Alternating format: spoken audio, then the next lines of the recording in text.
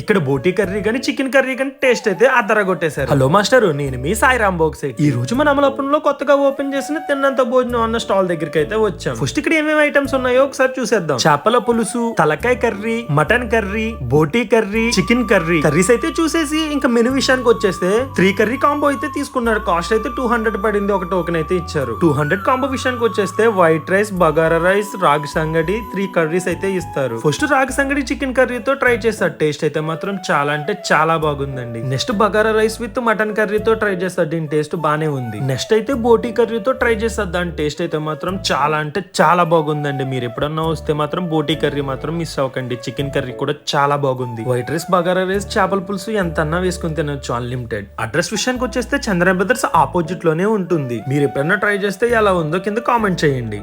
ఏమేమి దొరుకుతాయన్నా? మా దగ్గర బగారా రైస్, వైట్ రైస్, రాగి ముద్ద కామన్ గా దొరుకుతాయి.